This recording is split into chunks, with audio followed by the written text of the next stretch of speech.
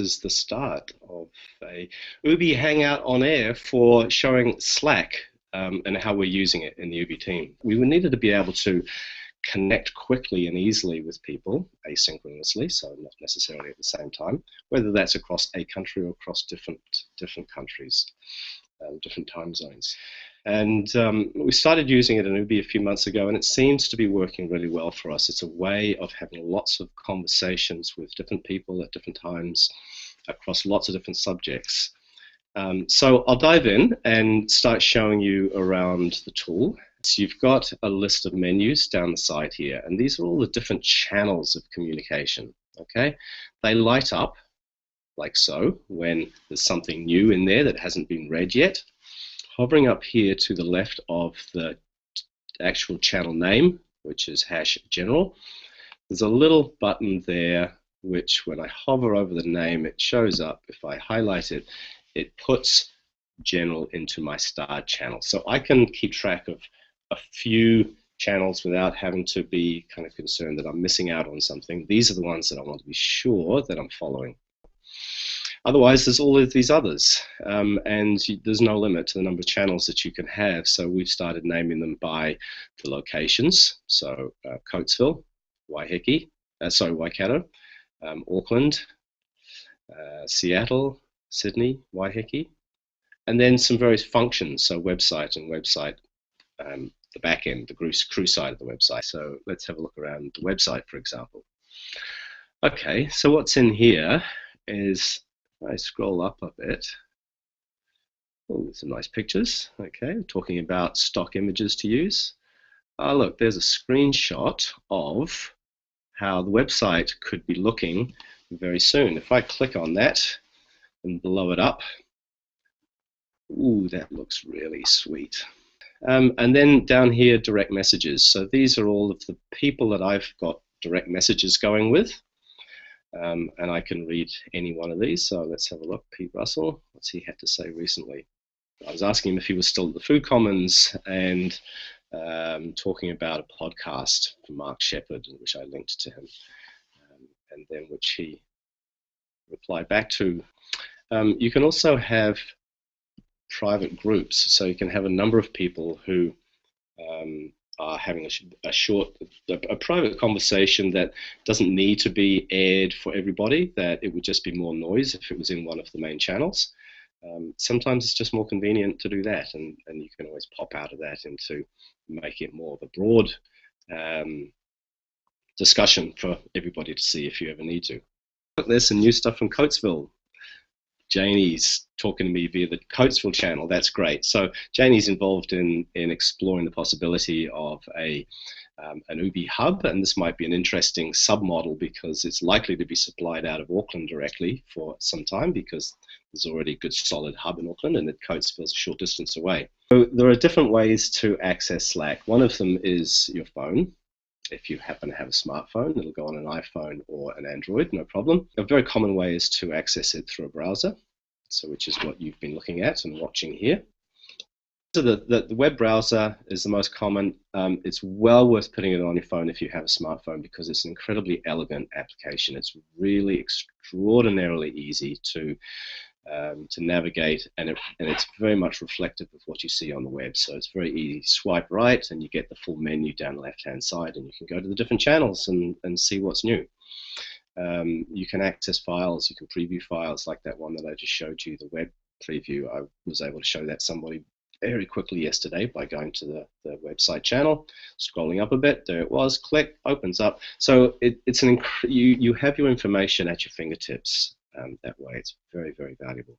You can use it to upload photographs, images of all sorts of things from your phone or from your computer. You can upload files, so PDFs and documents, and you can link to Google Documents. It integrates beautifully with Google Documents, which means that when you click on a particular document in Slack, then you can click on the title of the document as it's found in Google, and you can click again and open up the Google document very quickly, or you can have a series of comments that follow on from that document. So then what happens is, and this is really part of the heart of the system, is that the search bar in the upper right hand corner, and this is probably time to start screen sharing again.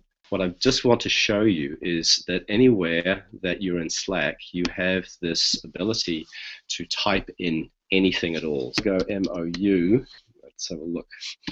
We'll find New Hub MOU, okay.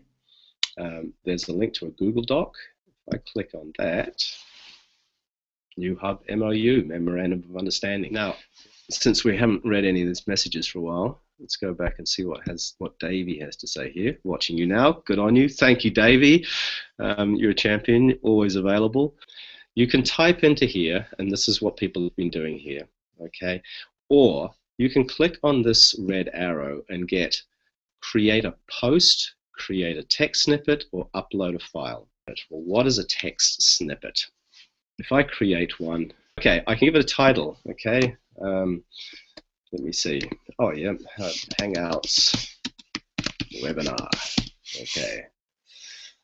And add a comment, please, if anyone sees this, add a comment. Okay, create a snippet. Now, one of the useful things about a snippet, I'll just click this to get rid of the list of all the people that are in this group. One of the valuable things about a snippet is that it can be easily edited on the fly. So we now see it over here in the right-hand side of the screen, and we're seeing the whole thing, as opposed to here, we're seeing a portion of it. If we click 3 more lines, that's when it pops up into the side here. And if somebody would add a comment in there, then we'll see how that, there you go. Thanks, Davey. So it looks like some nice text. Yuck. If I need to, I can then edit this in a nice simple window back where we were. Okay, it's just a simple little text editor, nothing fancy.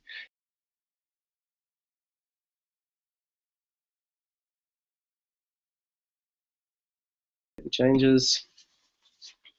Okay, so now we have something which is more intelligible, shorter, still editable, and Pete Russell, thank you, brother. Anybody can add their comments. Now the trick here is that you need to be attentive to clicking on this comments link here in order to ensure that your comments go in the thread of comments for this text snippet. If you comment here, it is no longer associated with this text snippet. Okay, the same is true for the other types of content, the images and the posts. I'm going to go straight into, oh, let's have a look. Photos. Okay, let's see now. This is totally showing off. So I'll call it showing off. So this is where I live. Upload. Okay, pretty rapid. Boom, boom, boom. Processing the uploaded file. Complete. There it is. Okay. And if you want to, you can click on it and see it in all of its big, glorious beauty. And isn't that something? Boy, do I wake up feeling grateful. If you want to add a comment against that photo itself, rather than typing it here, the place to type it is by clicking on the comment link and typing your reply there. Okay, so that holds the comment conversation with the file or the text snippet, or in the third case, the post. So the create post, this is going to do something a little different. It'll open up in a new tab. Okay, so here we have a post, and this one is going to be called something and static. Okay, and I'm going to put a heading in here, which I'm going to learn about from here. So this is going to be a size 2 heading, and all right, here we go. Let's save the draft and see what happens. Okay, there you go. So you got something important and static, some document that you can still edit it, no problem. It's got some relevance, it's some importance, it's kind of a conclusion of a conversation, if you like. All right, that's the sort of reason why you might use this. You can keep editing as long as you like. Keep coming back, keep trying it, add some more, add another heading, try some of the other different styles in here.